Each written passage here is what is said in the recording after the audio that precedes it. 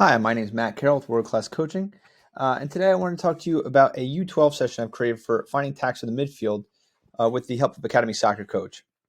So what I've set up here is kind of the basic grid I would have for this session, and I've split it into my more technical stuff that I really want to work on to develop their skills, which are at the U12 level we're constantly working on, especially the 1v1s, and then on this side of the field, set up more what we're going to do and trying to make it more a little more game-like.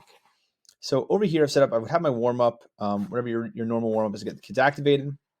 When I do warm-ups with the U12 session, I really try to integrate a lot of plyometric stuff and in terms of teaching them how to run, acceleration stuff, making it more of a fitness thing than just, they're stretching their hamstrings, which they need to do.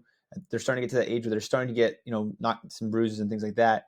But still, a lot of the focus is the athleticism part of it. So after that, we move to, I try to integrate somehow 1v1s into each session. And what I have here is, we would have more players here, but for the sake of the scope of the field, we have a 1v1, and I would alternate two different color cones, orange and yellow.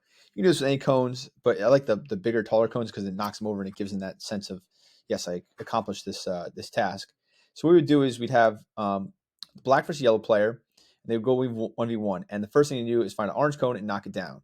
So the yellow player would then slide in, try to defend the orange cone. This player then tries to beat them and pass it or tap the ball into the orange cone over here. I would then have my strikers over here set up. So they're going 1v1 within the 18 or just outside the 18 against the keeper going to the big goal. And I would time them, maybe 3 seconds, something like that. Pull a move, take a shot. And then when we reset it, or if we have two strikers going against each other, we would alternate these guys. This guy then sets up at the top. We have a bunch of balls over here. You could even have it as 2 goals set up, where you have your midfielders. You're working on their ability to find longer passes. So you have a grid set up, and that's their end game. But I like this because you can have a lot of players in the grid at once, so it creates a little bit of confusion where there's other 1v1s going on, so you're having to keep your head up so you don't run into somebody. You can really spread this out. But this is a good activation warm-up and to get them into the sense of going 1v1, taking a player on, but then not just beating that player, but beating that player to do something with the ball. One thing I find in the U12 is we have a lot of trouble. We get the ball, and then we're making decisions. So the next thing I would work on technically is our checking our shoulder drill, which is just a square passing drill, pretty standard. But what I like to do is when this player receives, the player receives on the half turn, and they're directionally trying to go to the next cone. So I really work on getting them on their back foot towards the cone, receiving around the cone, and their first touch directed towards the next player. But behind them, we have another player that would be the next player in line. That next player in line has to give some kind of signal to the player receiving that they're then going to call out. So as the ball, we like to talk about the 2 times that you are calling for the ball or checking your shoulder when you call for the ball. Before you call for the ball, you check your shoulder to make sure you actually are open. Then when the ball is in flight, you check again to see if anything's changed, and then you take your touch. So what we do is we have the players, when they turn their shoulder, they're looking for this player who's holding up usually a number of fingers 1 through 5. They then, while they're receiving the pass, or before they receive the pass, have to be calling out the number. So you're activating some kind of mental aspect to it, that they're checking their shoulder, receiving a visual cue, and then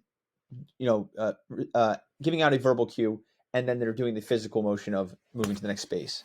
The first time we did this, it was a disaster. But as they started to really get the idea of, hey, I'm receiving information through this verbal cue, and then I'm doing some kind of other action, they started really it got messy at first, but then it was easy to apply to the game. And they really started activating that checking their shoulder skill. Then we move over here. I would move into a keep away game. Again, a little bit, we're transitioning from activation to specific parts of the game. But even here, I'm trying to get the kids to go 1v1 to create passes. We're integrating all the technical skills we've worked on. And I would usually go unlimited touch, then move to 3 touch, then 2 touch. If we can get to 1 touch, it's awesome. But sometimes 1 touch just makes things messy. You're just constantly slowing things down. It can be kind of a waste of time if you're constantly directing them, constantly blowing the whistle for, nope, that's too many touches. Nope, that's too many touches. It may be good in maybe a rondo setting, but here in the keep away, I like to keep it maximum 2 touch, because at least then they have the idea that they're making a decision and taking that directional touch with a 2 touch. So we move then from keep away to a line breaking game, which is the focus of the session. they've got the prerequisite skills now. They've got to be able to go 1v1. They've got picking their head up, checking their shoulder, looking for visual cues. And now we're going to move into a game where we've got 3 players in this grid against 2 defenders. We've got 3 players in this grid against 2 defenders. We've got goals on each end. 2 defenders in here. And then we're going to have 2. It can be neutral if you want to go back and forth, but for the sake of this drill, I'm going to have them be black attacking players. So in this grid, we would have a 3v2. And what we're doing here is trying to create connections in passing. So let's say we set our goal to be 3 passes. So 1, 2, 3. The next goal would then be to play a through ball past this neutral zone into this grid to set up a shot. So if the defender's here, we would play a through ball into this area. The guys in the middle cannot leave the grid until the through ball. So we're looking to play the through balls into space rather than just play a through ball just to get it off our foot. Because they'll have to start recognizing, yes, I'm under pressure here, but if I pass this ball right into the teeth of the defense in the middle, this guy's going to pick it up and our drill is going to end and it's going to go to the other team. So they start looking for through balls through this grid into space. After the ball is past the grids, these 2 players then can enter, and we have a 5v2. And then we would, you can leave it as this if they're going to go quickly to goal. But if you find that they're like slowing things up and they're taking their time and trying to play, too many passes because we're trying to create a counterattack opportunity here. If they're slowing things down, I would then set a time limit. Okay, once the ball is past that yellow line, you have 3 seconds to get a shot off, or it's a point for the yellow team. Again, you can get creative with this, but the concept is there that we're trying to break lines quickly and effectively to space to create shots. The next stage would be then taking cones away. You could go full field, depending on how many players you have. You could go just the sideline to sideline. You could integrate your goalies.